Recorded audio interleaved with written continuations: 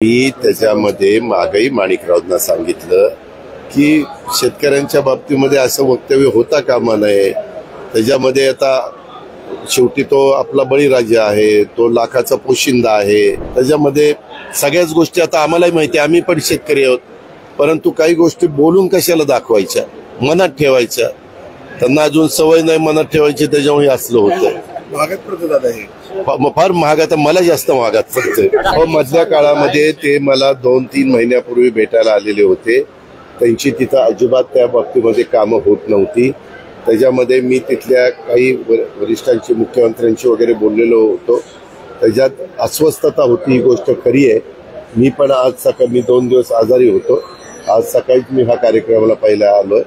आता मी त्याच्याबद्दलची अधिकची माहिती घेतो, कारण वेगवेगळ्या राज्यातली जबाबदारी वेगवेगळ्या मान्यवरांच्यावर आपण टाकलेली आहे। त्यांच्याकडनं माहिती घेतो, पण त्यांनी मला स्वतः देवगिरीला येऊन सांगितलं होतं, दादा आमचं काहीच काम होत नाही, हे होत नाही, अशा पद्धतीनं त्यांनी त्यावेळेस तक्रारी केलेल्या होत्या। मी त्यांना म्हणालो होतो की आपण त्यांना सपोर्ट केलेला आहे रुलिंग पार्टीला, तर आपण त्यांना सांगू। आणि आम्ही त्याच्याबद्दल आसामचे मुख्यमंत्री यांच्याशी पण माझं बोलणं झालं होतं, कारण आसामला लागूनच तो सगळा भाग आहे। तर त्यांनी सांगितलेलं होतं की मी पण तिथल्या मुख्यमंत्र्यांशी बोलतो। आता परवा आमची जी कॉन्फरन्स होती तेव्हाही मला त्याच्यातले काही वरिष्ठ लोक भेटलेले होते, पण त्याच्याबद्दलची अधिकची माहिती घेऊन मग मी, पण ते अस्वस्थ होते, ही गोष्ट खरी।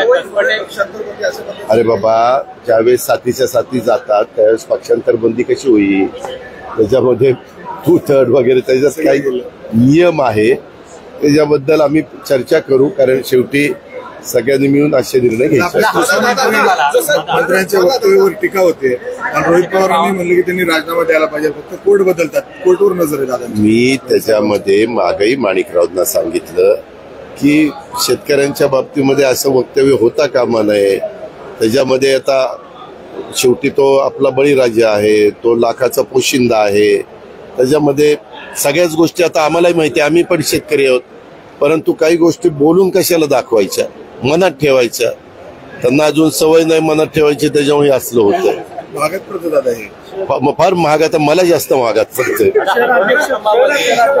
शहर अध्यक्ष मी 4 विधानसभा मतदारसंघाकरता, पूर्व करता 1 शहर अध्यक्ष, पश्चिम करता 1 शहर अध्यक्ष, 2 कार्याध्यक्ष दोन्हीकडं, असे तिघांचे आता नावं, तेच 3 ते आता आमचे चेतन तुपेंना सांगितलंय जाहीर करायला।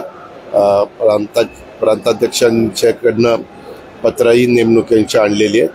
आता त्या 6 लोकांच्यावर जबाबदारी देऊन 10 जूनला आमचा वर्धापन दिन आहे, 25 वर्ष पूर्ण होत आहेत आणि 26वा वर्धापन दिन आहे। तर 99चा विचार केला तर 25 वर्ष पूर्ण तर झालेलीच आहे। तर अशा पद्धतीचा तो कार्यक्रम आम्ही बालेवाडीमध्ये घेतोय। तर मी आज माझी अजून एक मीटिंग आहे 2 वाजता, तिकडे मला जायचंय। ती मीटिंग करून मग मी बारामतीला जाईल। मी उद्याच्याला पुन्हा येऊन मलाही त्या सगळ्यांची एक मीटिंग घ्यायची, काल चेतन आणि बाकीच्या सहकाऱ्यांनी घेतलेली होती।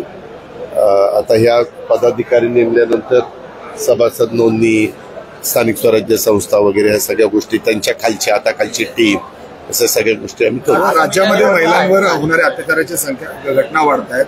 आता संभाजीनगरची घटना समोर आली, तिथं अशाच पद्धतीने एका मुलीवर अत्याचार होत होते, तिला चटके दिले जात होते, अशा पद्धतीने आता तक्रार समोर आली।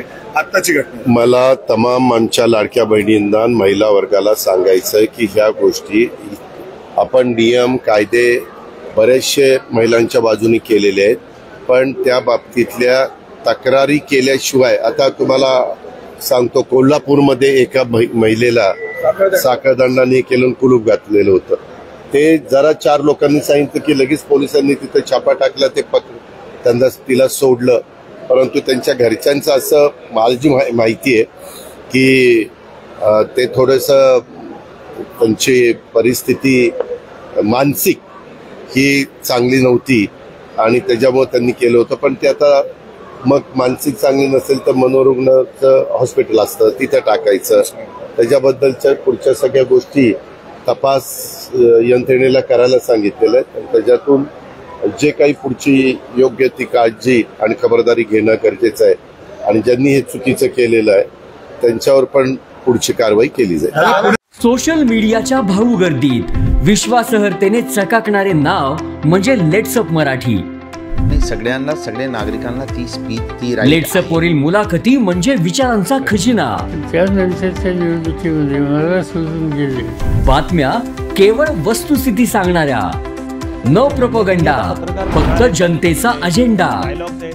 क्योंकि आने वाला कल जाने वाला है, जाने वाला कल आने वाला है. राजकारण, मनोरंजन असो की क्रीडा क्षेत्र, महाराष्ट्राची स्पंदने संवेदनशीलतेने टिपणारे माध्यम म्हणजे लेट्सअप मराठी. जगासोबत एक पाऊल पुढे राहण्यासाठी लेट्सअपचे ॲप, सोशल मीडिया आणि वेबसाईट सोबत कनेक्टेड रहा.